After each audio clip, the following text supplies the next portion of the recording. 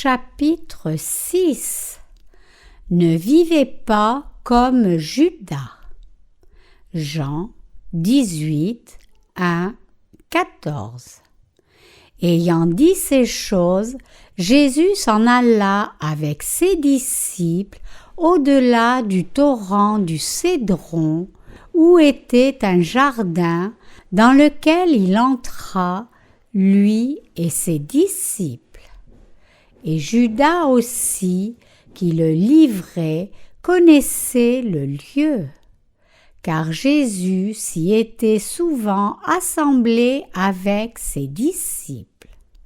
Judas donc, ayant pris la compagnie de soldats et des huissiers de la part des principaux sacrificateurs et des pharisiens, vient là avec des lanternes et des flambeaux et des armes.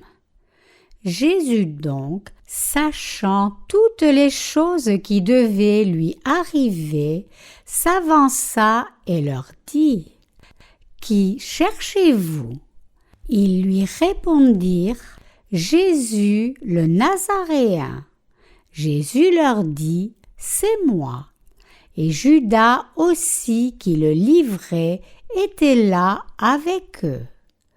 Quand donc il leur dit : « C'est moi », ils reculèrent et tombèrent par terre. Il leur demanda donc de nouveau : « Qui cherchez-vous ? » Et ils dirent : « Jésus le Nazaréen. » Jésus répondit : « Je vous ai dit que c'est moi. Si donc vous me cherchez, laissez aller ceci, afin que fût accomplie la parole qu'il avait dite. De ceux que tu m'as donnés, je n'en ai perdu aucun. » Simon-Pierre donc, ayant une épée, la tira et frappa l'esclave du souverain sacrificateur et lui coupa l'oreille droite. Et le nom de l'esclave était Malchus. Jésus donc dit à Pierre : « Remets l'épée dans le fourreau.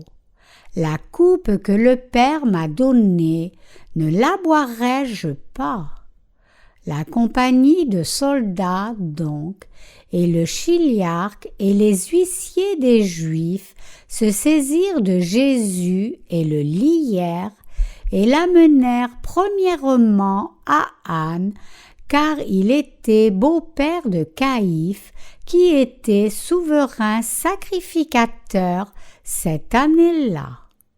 Or, Caïphe était celui qui avait donné aux Juifs le conseil qu'il était avantageux qu'un seul homme pérît pour le peuple. Je viens de rentrer ce matin d'un voyage au centre de formation de disciples d'Ingé pour m'occuper de quelques affaires. C'était agréable d'être à Ingé car il y faisait frais en dépit de la vague de chaleur récente. Pâques arrive bientôt. Bien que nous n'observions pas les fêtes chrétiennes strictement, comme nous considérons que c'est hypocrite, les chrétiens de nom les observent rigoureusement et religieusement.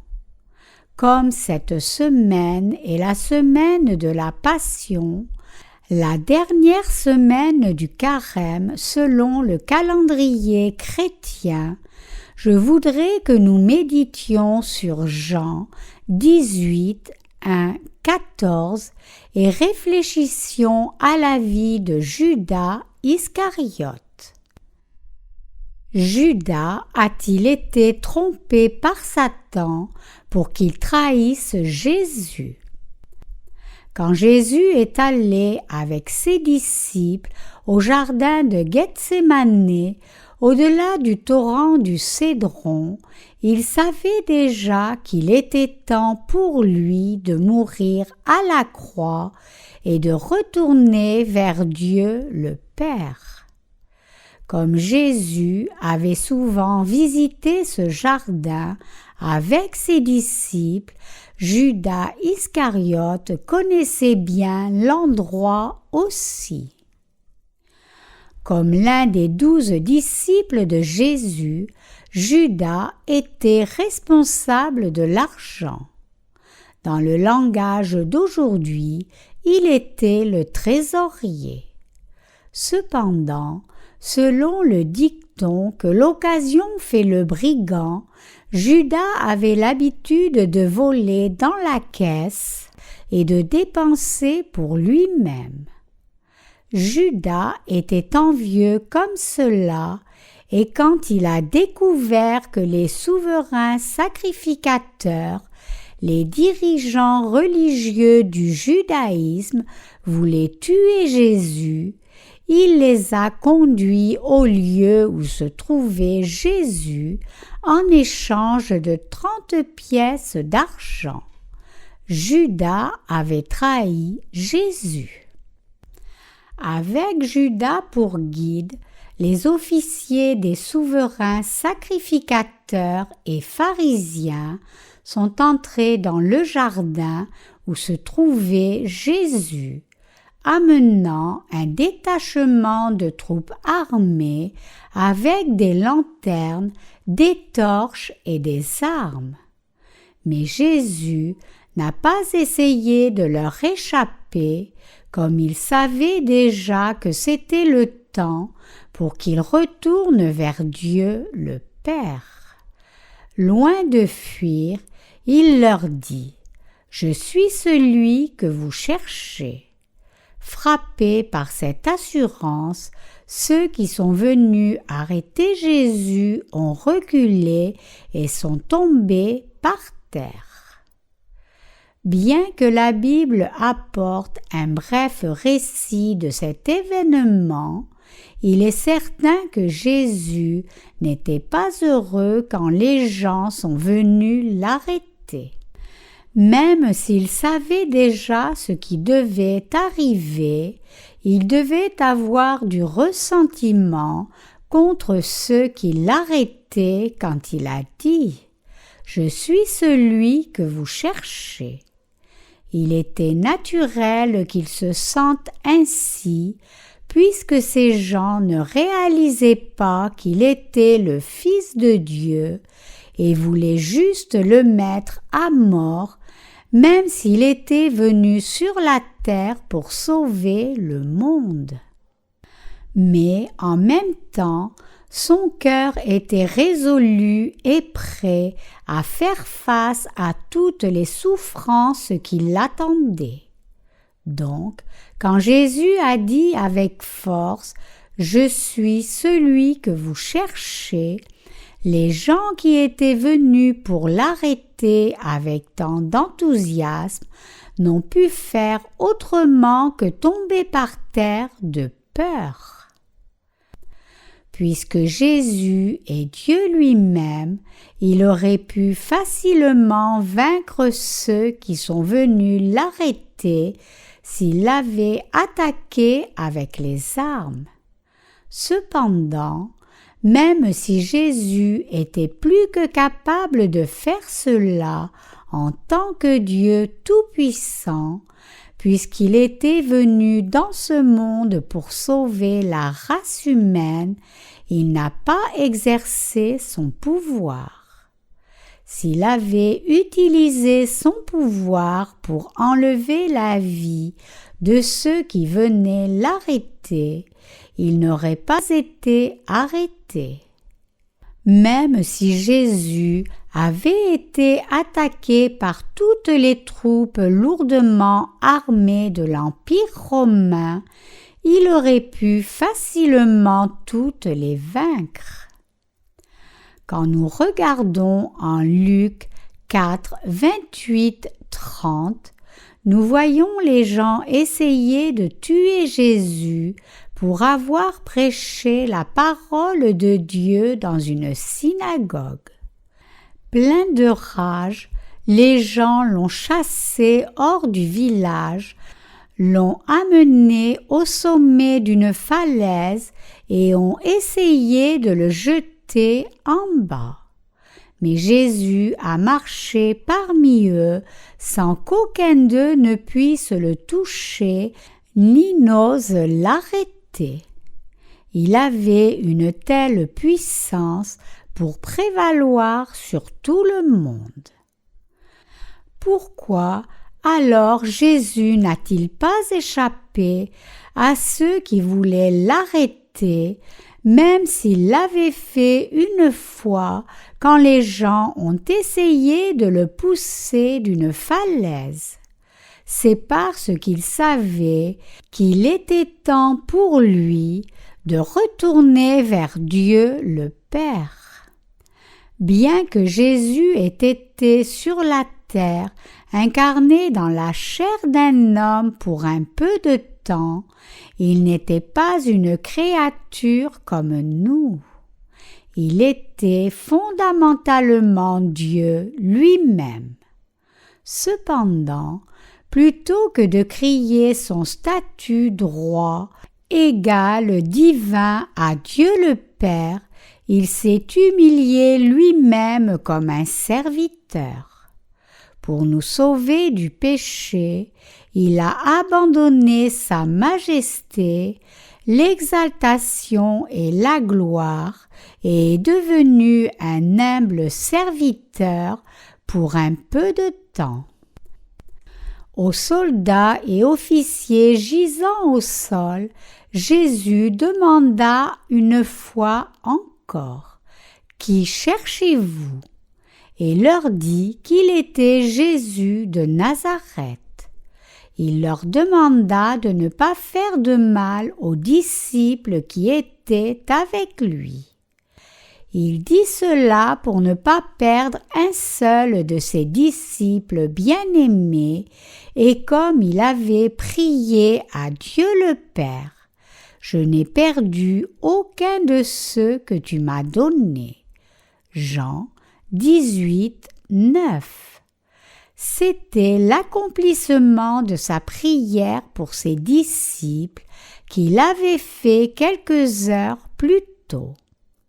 Alors que j'étais avec eux dans le monde, je les ai gardés en ton nom.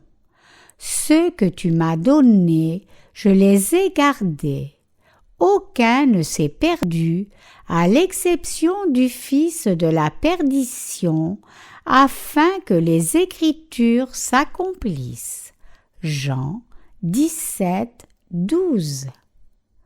Même si Jésus avait vu comment Judas l'avait trahi et était venu l'arrêter, et même s'il savait que Pierre allait le renier 3 fois, il aimait toujours ses disciples jusqu'à la fin comme cela. Ce n'est pas parce que les gens de l'époque avaient un grand pouvoir qu'ils ont pu crucifier Jésus. Plutôt, Jésus leur a permis de le faire. Quand Jésus a été amené à Pilate, il n'a pas pu trouver de faute en lui. Donc Pilate a essayé de libérer Jésus en lui disant « J'ai le pouvoir de te libérer. Parle-moi, si tu fais appel à moi, je suis totalement capable de te libérer. » Cependant, Jésus n'a rien dit. Pilate avait-il réellement le pouvoir de libérer Jésus?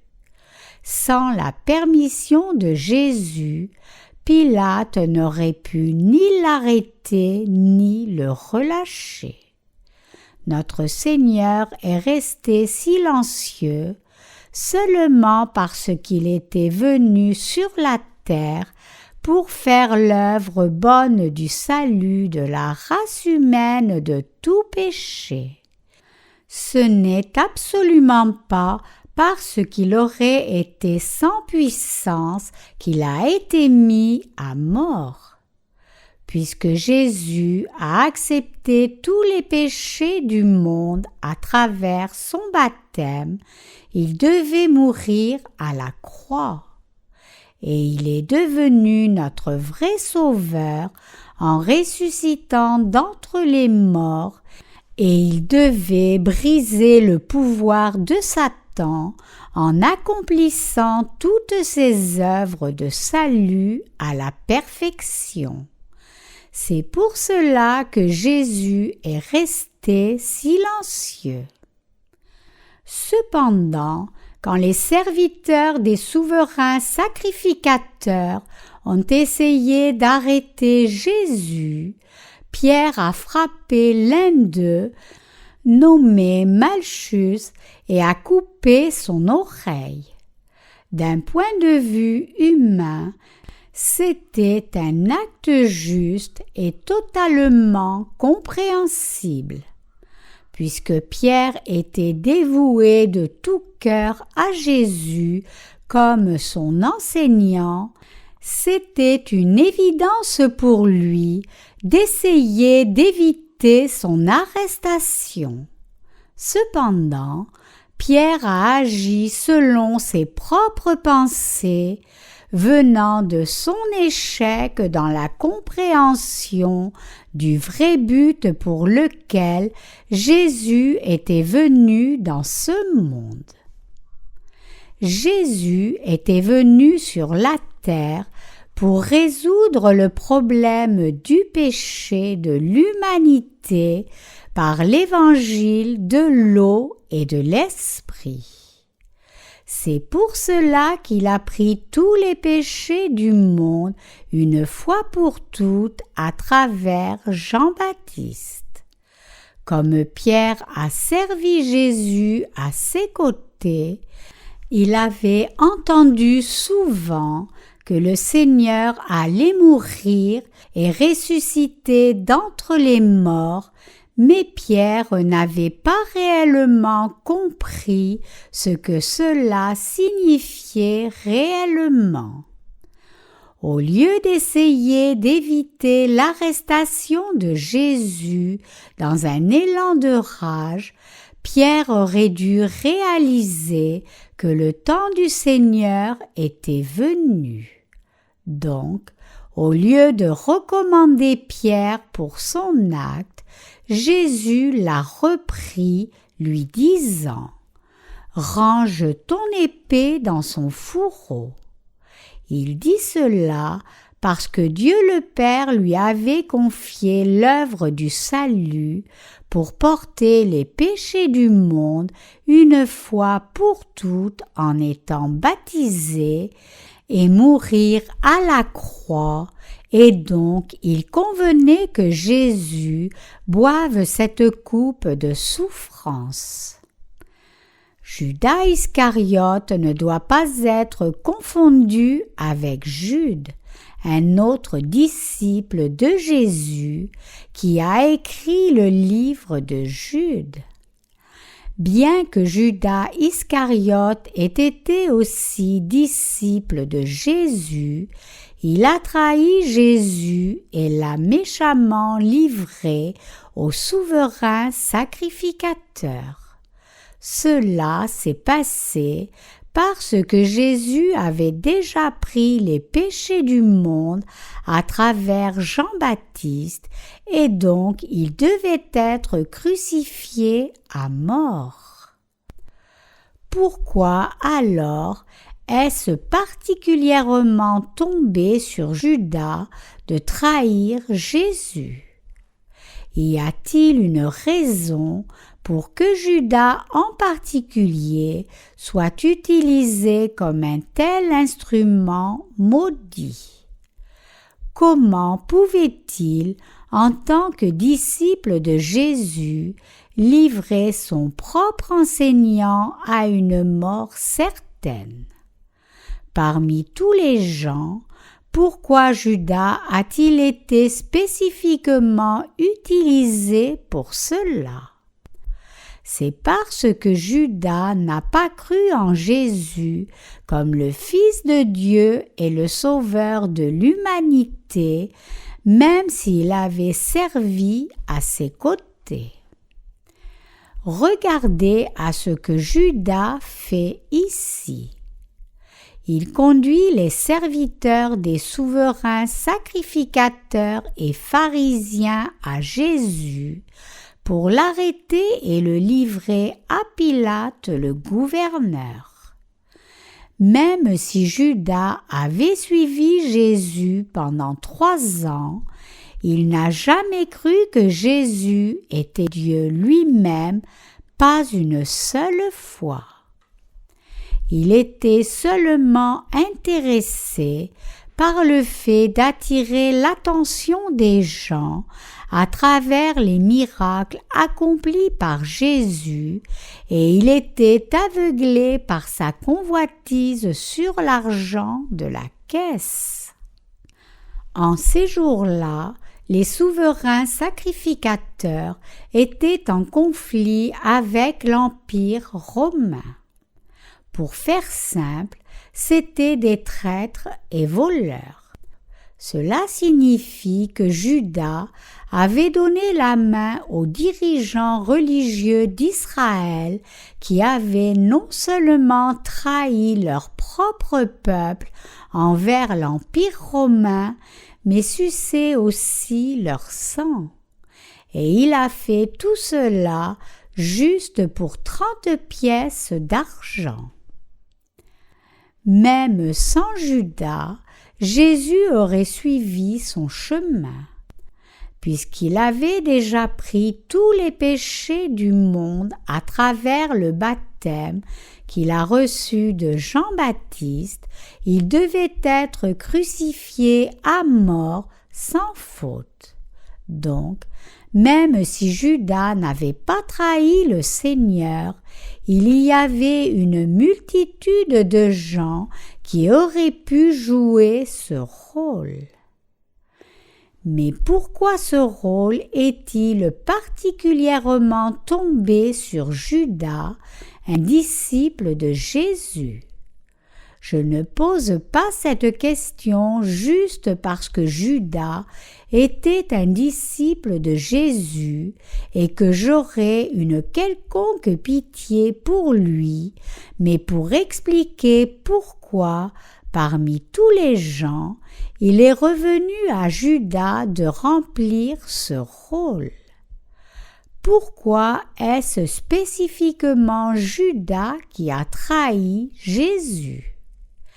Il est vrai qu'il y avait d'autres responsables de la mort de Jésus, des souverains sacrificateurs aux soldats romains et les pharisiens, mais c'est Judas qui a joué le rôle le plus décisif.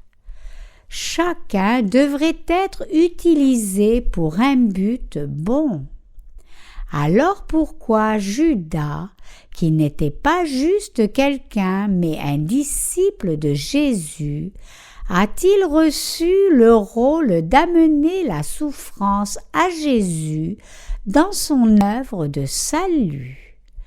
Réfléchissons attentivement à cette question ici.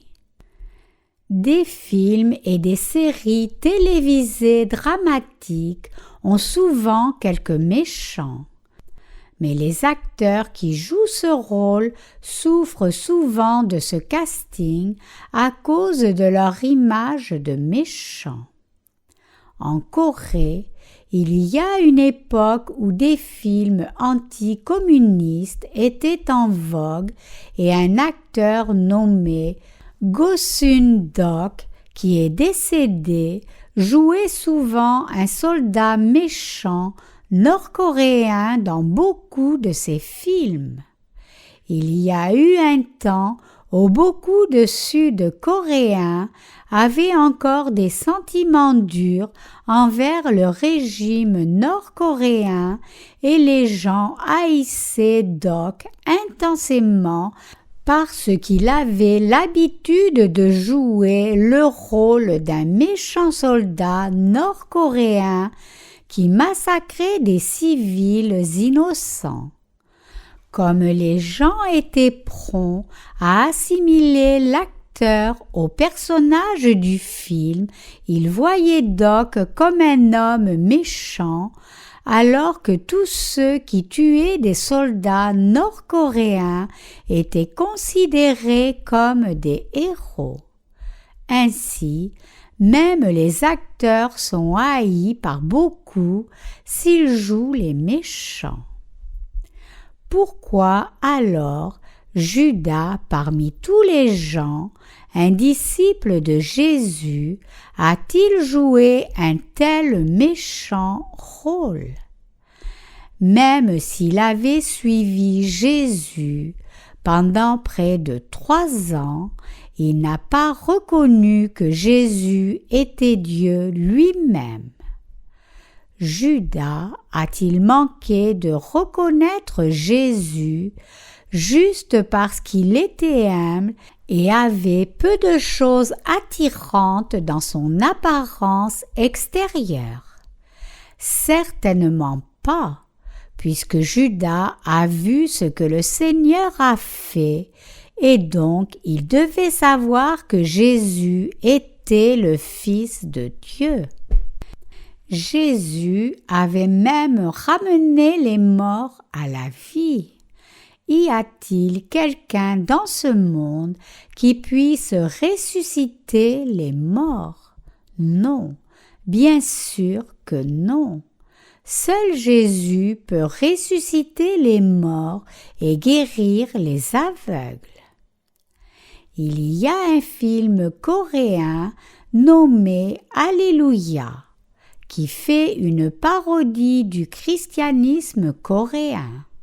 Dans ce film, un charlatan qui se fait passer pour un pasteur paie des sans-abri pour prétendre avoir été muet ou aveugle pour qu'il puisse mettre en scène de faux miracles.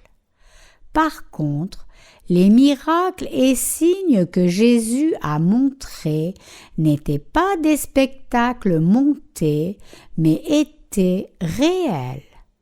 Alors qu'il était sur la terre, Jésus a guéri beaucoup de gens et sauvé beaucoup de vies. Sa parole était la vérité. Il n'avait pas de méchanceté du tout. Pourquoi Judas a-t-il alors trahi Jésus et s'est-il mis du côté des méchants dirigeants religieux comme les souverains sacrificateurs et les pharisiens? C'est parce qu'il n'avait pas foi en ce que Jésus était Dieu lui-même. C'est pour cela que son âme était saisie par Satan pour finalement être utilisée pour le pire rôle de ce monde. Considérons-nous alors ici et maintenant. Examinons-nous nous-mêmes pour voir s'il y a quelqu'un parmi nous qui est utilisé pour un mauvais but. Où êtes-vous utilisé? Nés comme êtres humains, nous sommes tous destinés à laisser une certaine marque dans l'histoire avant de disparaître, même si ce n'était qu'un point dans le grand schéma des choses. Pour quel but, alors, nos vies sont-elles utilisées? Sommes-nous utilisés pour de mauvais buts? Ou sommes-nous vraiment utilisés pour une cause juste? Judas a trahi Jésus parce qu'il ne croyait pas que Jésus était le Fils de Dieu et son Sauveur. Il n'aurait pas pu faire cela s'il avait vraiment cru en Jésus. Regardez la différence entre Judas et Pierre. Quand Jésus était sur le point d'être arrêté, Pierre a sorti son épée et a coupé l'oreille de Malchus, l'un des hommes qui était venu arrêter le Seigneur. Si le Seigneur ne l'avait pas arrêté, Pierre aurait certainement été tué sur place. Ainsi, Pierre a risqué sa propre vie pour défendre Jésus. Sa foi était fondamentalement différente de la foi de Judas, et c'est ce dernier qui était corrompu. Qu'en est-il de vous et moi alors? Devrions-nous nous permettre de trahir Jésus et de persécuter ses justes serviteurs? Pensons à cela un moment. Si nous ne croyons ni en l'évangile de l'eau et de l'esprit, ni en Jésus qui est le Fils de Dieu et notre Sauveur, alors nous deviendrons aussi comme Judas. Vous n'avez pas d'autre choix que de devenir un autre Judas, à moins que vous ne croyiez que Jésus est le vrai berger de l'humanité et votre Sauveur. En d'autres termes, si votre cœur dévie de l'évangile de l'eau et de l'esprit et se met plutôt du côté des injustes, alors vous serez utilisé par le diable. L'homme n'est rien. Votre vie est déterminée en fonction de ce que vous croyez et sur quoi vous vous appuyez. Si vous croyez en ce qui est vraiment juste, c'est-à-dire en l'évangile de l'eau et de l'esprit, et servez cette cause juste et la suivez jusqu'à la fin, en dépit de vos limites, alors vous deviendrez une personne droite. Si par contre, vous vous mettez du côté des méchants, alors vous finirez par commettre même des actes méchants, même si ce n'est pas ce que vous voulez vraiment. Quel genre de gens devrions-nous devenir alors? Et quel genre de gens devenons-nous maintenant? Considérons l'étendue entière de notre vie ici. Nous devons considérer combien d'années restent à notre vie et cela ne prend qu'un court calcul pour trouver. Disons que votre espérance de vie est d'environ 80 ans. Cela peut sembler long comme temps, mais si vous y réfléchissez vraiment, ce n'est pas si long. Les années passent si vite qu'avec le temps, vous avez fini l'école, trouvé un travail, eu des enfants et fondé une famille, et vous serez un homme vieux et décrépit face au coucher de soleil de votre vie. C'est inévitable pour tout le monde. Personne ne peut arrêter la montre et tous doivent vieillir et finalement mourir. La vie n'est pas une si grande affaire. Une fois né, il vous est inévitable de tomber malade et de mourir dans votre vieil âge, et c'est ainsi que toute vie humaine suit son cours prévu. La vie est effectivement insignifiante. Je suis certain que vous savez cela même si vous êtes encore jeune. Comme je vous l'ai mentionné plusieurs fois déjà, quand j'étais sur le point d'être diplômée d'une grande école, je gérais la question de la façon dont j'allais finir ma vie. À ce moment-là, je n'avais pas encore rencontré l'évangile de l'eau et de l'esprit, et donc j'avais conclu que j'étais déjà mort pas différent d'une personne dans la tombe. Nos vies sont insignifiantes comme cela, mais il y a une autre vie qui est vraiment digne et que nous pouvons tous mener. Comment pouvons-nous alors mener une telle vie? Nos vies indignes deviennent précieuses une fois que nous sommes sauvés en croyant en Jésus comme notre Sauveur et en l'évangile de l'eau et de l'Esprit qu'il nous a donné. Les conséquences qui viendront si vous ne croyez pas en Jésus comme votre Sauveur sont claires. Vous n'avez pas à attendre la fin de votre vie pour découvrir ces conséquences.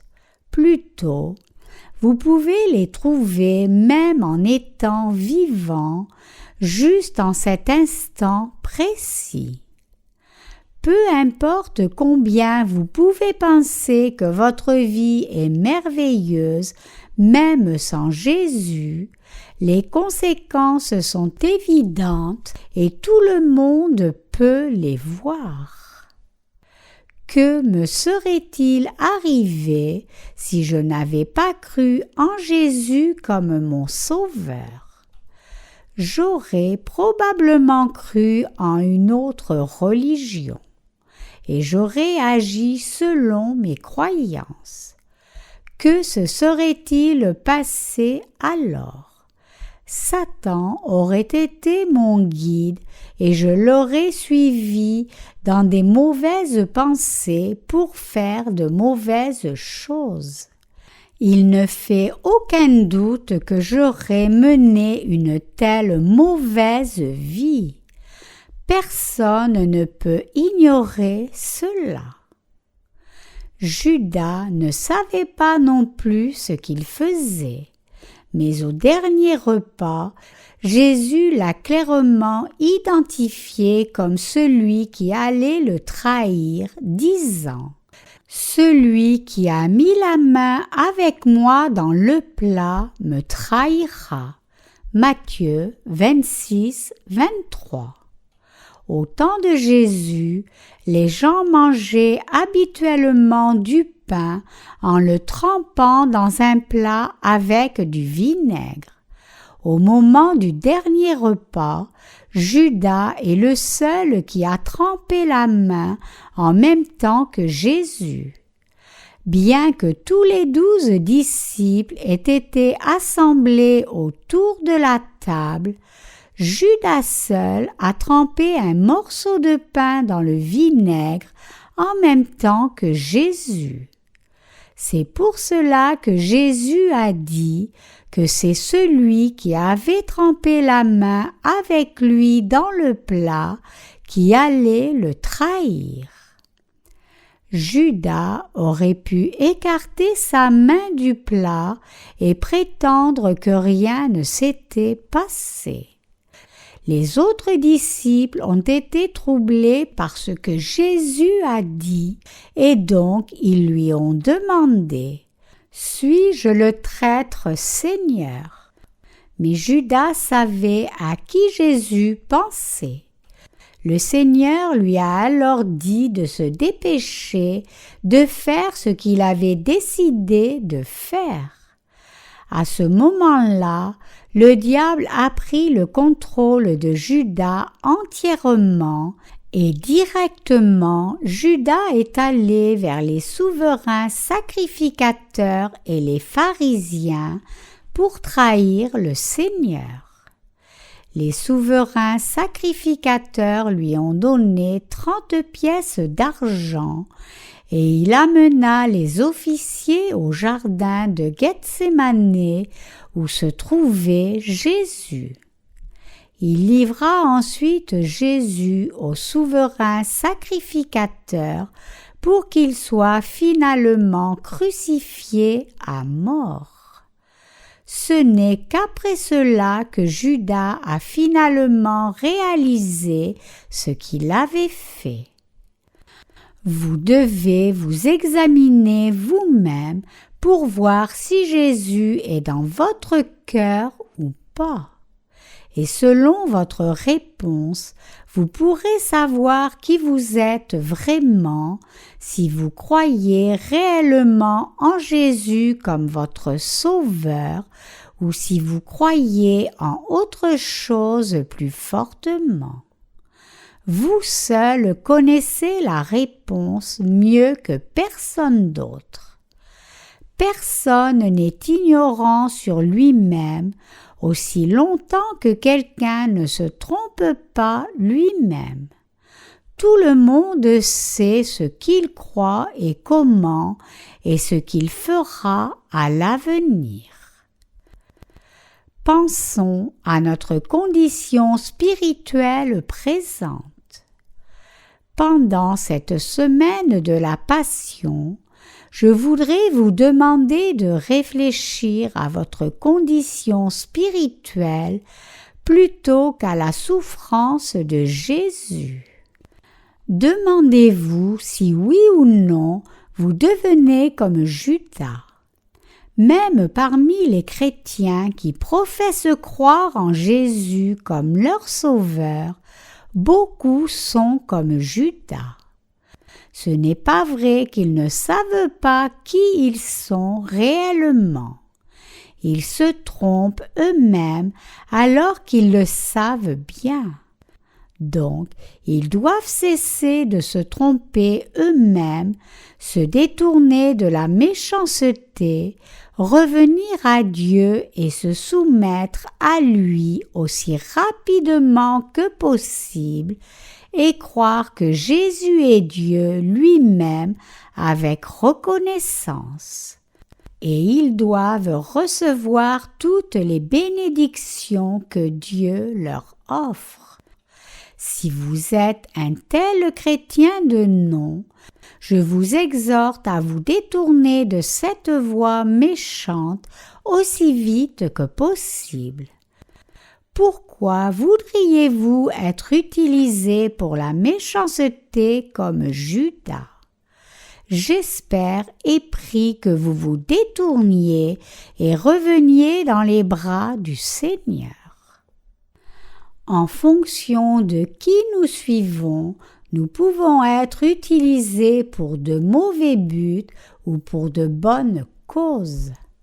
C'est comme ce qui arrive à l'école. Si un étudiant tombe dans un mauvais cercle à l'école, cet étudiant va dévier, mais s'il est ami avec de bons étudiants, il agira bien à l'école.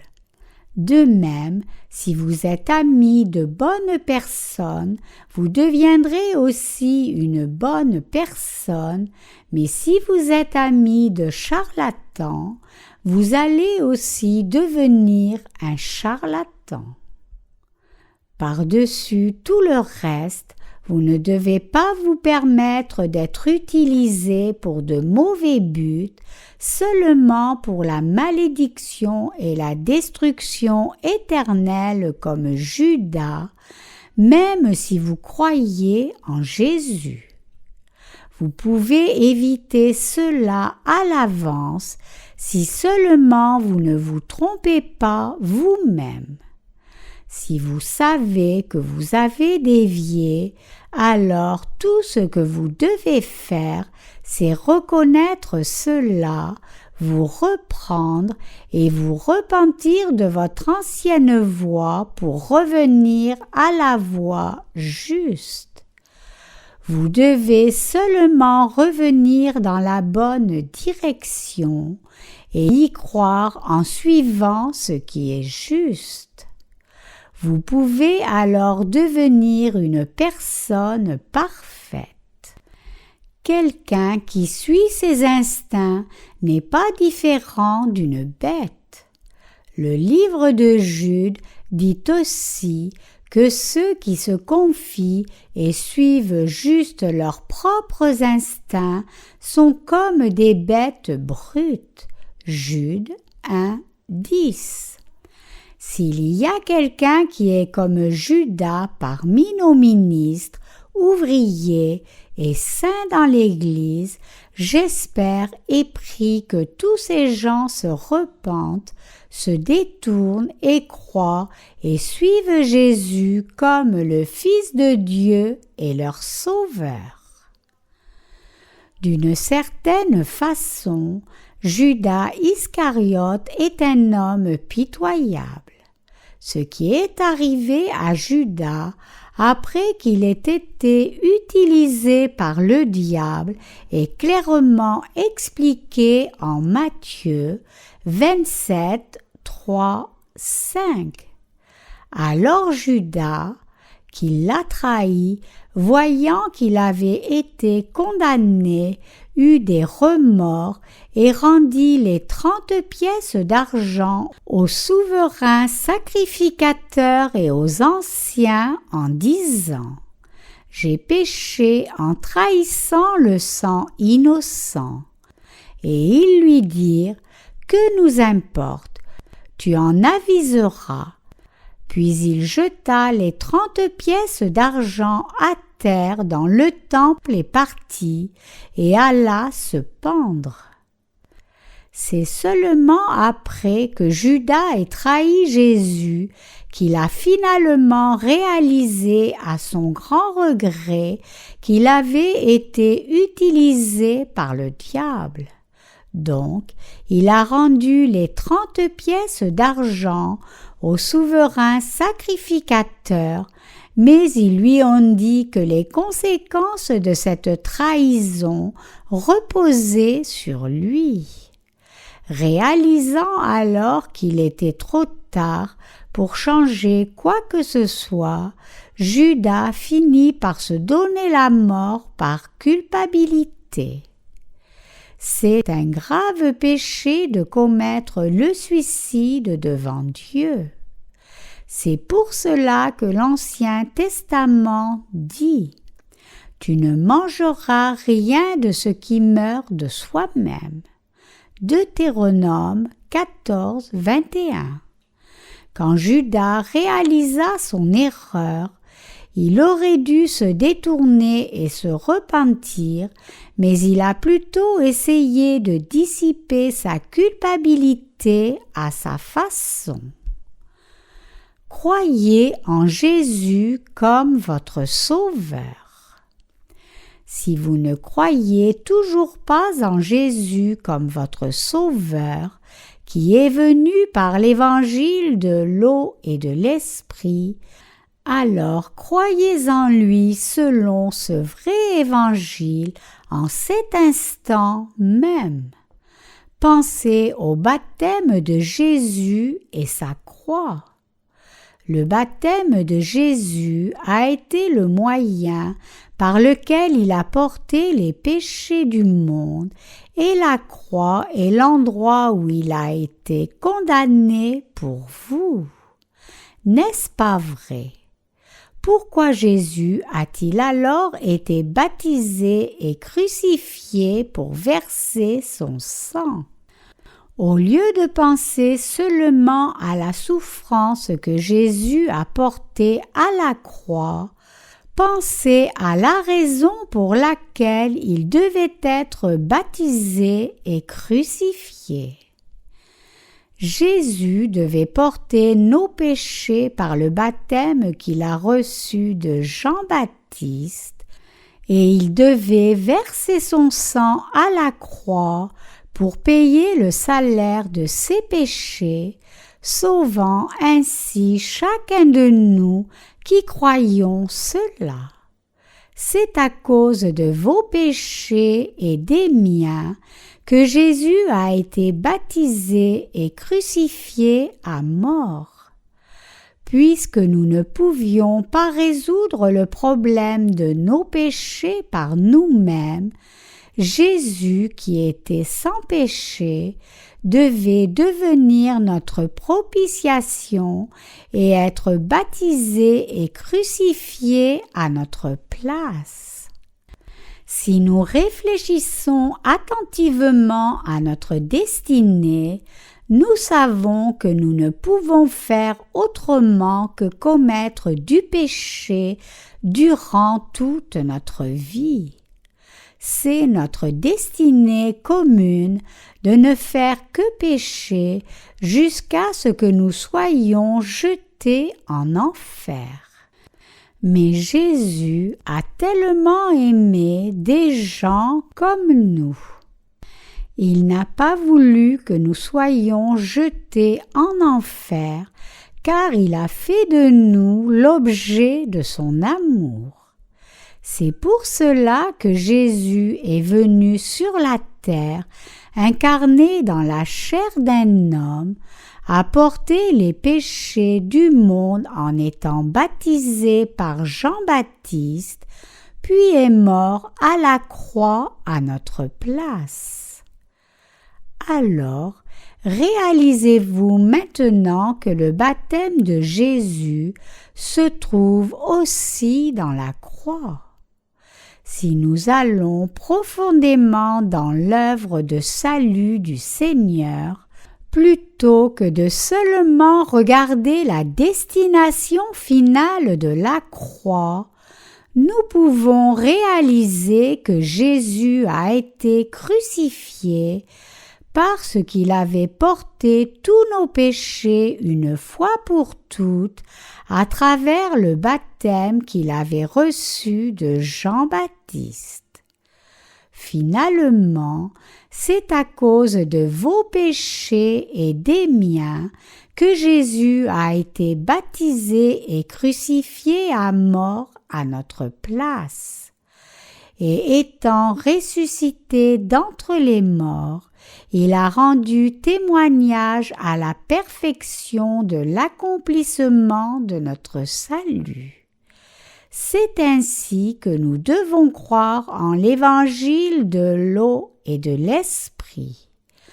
Nous ne devrions pas penser juste vaguement au baptême de Jésus, son sang à la croix et sa résurrection.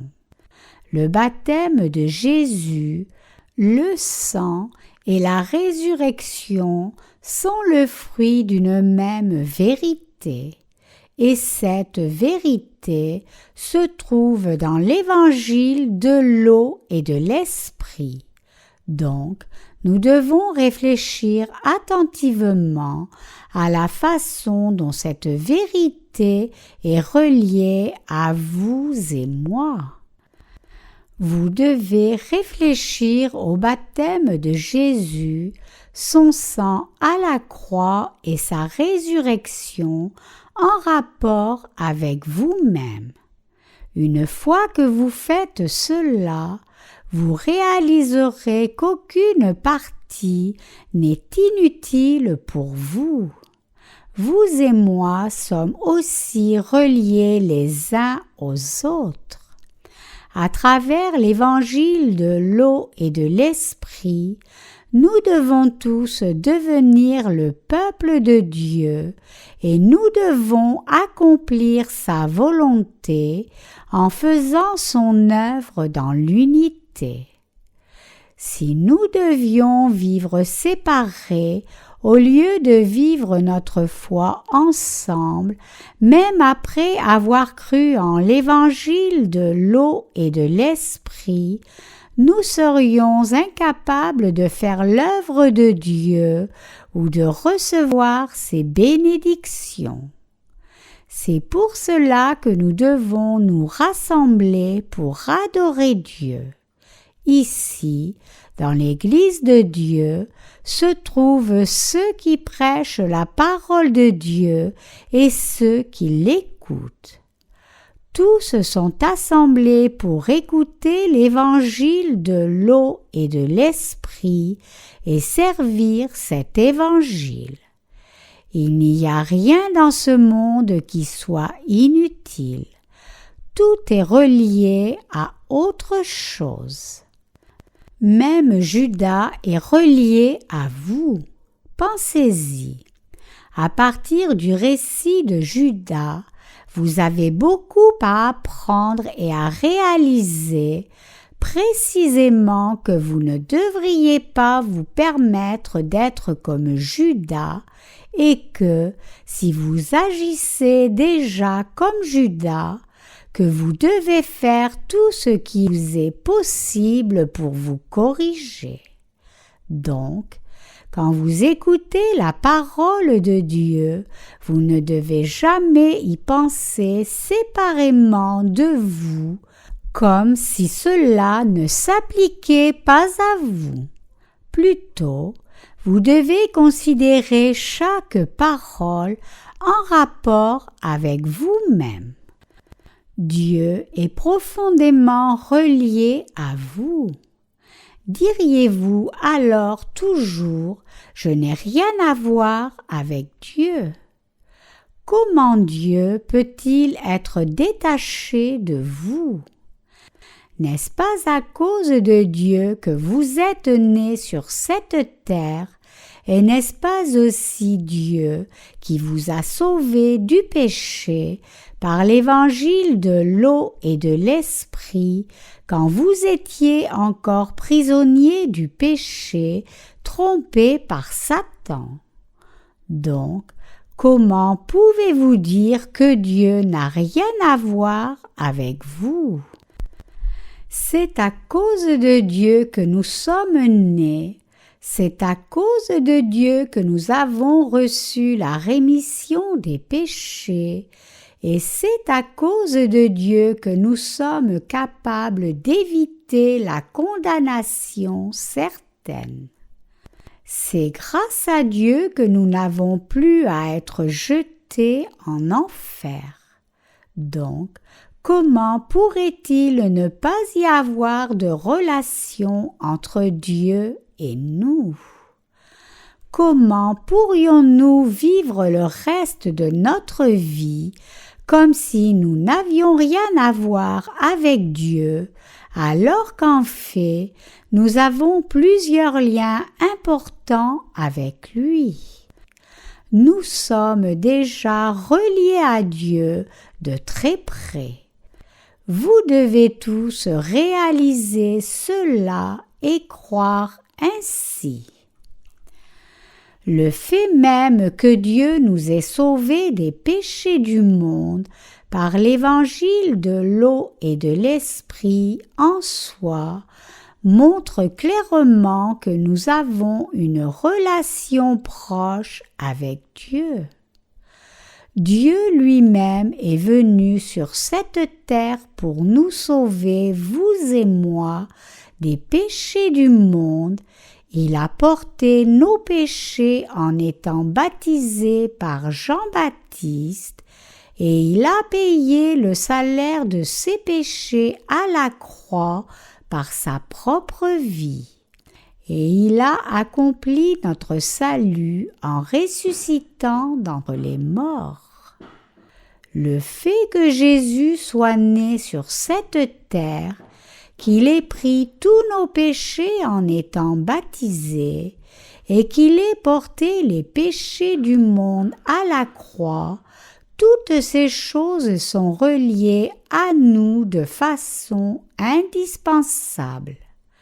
C'est parce que ces œuvres ont été accomplies pour éradiquer nos péchés. La trahison de Judas et l'arrestation de Jésus montrées dans le passage des Écritures d'aujourd'hui sont aussi éminemment reliées à chacun de nous. Jésus a été conduit à Golgotha parce qu'il avait porté nos péchés par le baptême qu'il a reçu de Jean-Baptiste. Il n'y a pas d'autre raison à cela. Jésus a été crucifié pour expier tous nos péchés et pour être condamné à notre place.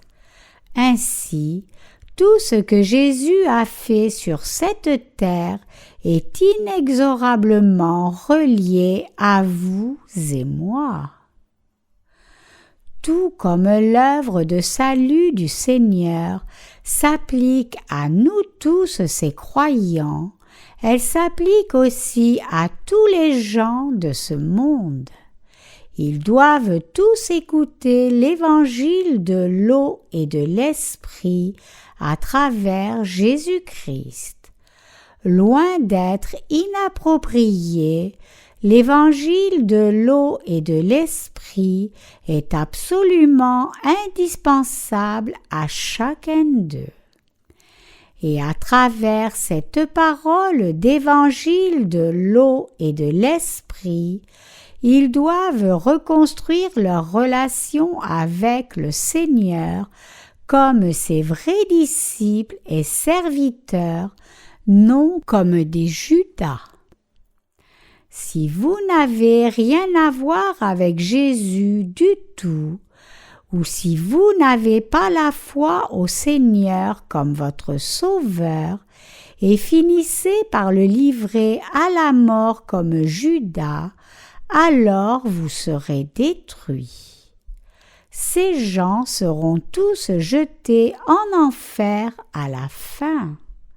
Si vous êtes comme Judas maintenant même, alors je vous demande de croire en l'évangile de l'eau et de l'esprit le plus vite possible et d'échapper aux malédictions de Satan. Je vous exhorte de tout mon cœur à vous libérer d'une telle vie maudite de Judas. Le choix est à vous. Alléluia.